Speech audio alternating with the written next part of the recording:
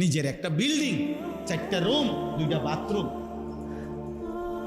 Sofa, furniture, খাট পালং, এইটুকু নিয়ে বিশ্বাস করেন এই পরিমাণ তৃপ্ত।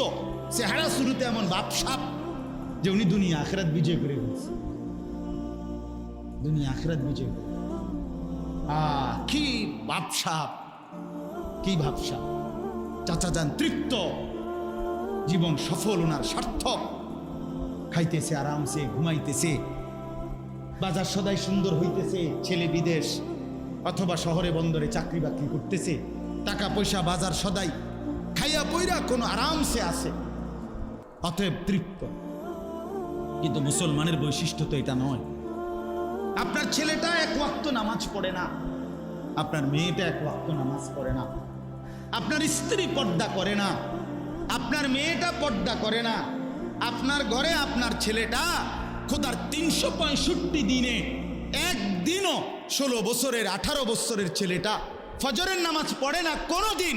এত বড় জানোয়ার মুসলমানের ঘরে ঘুমায় কেমনে? তার বাপ কেডা, তার মা কেডা বলেন আপনি?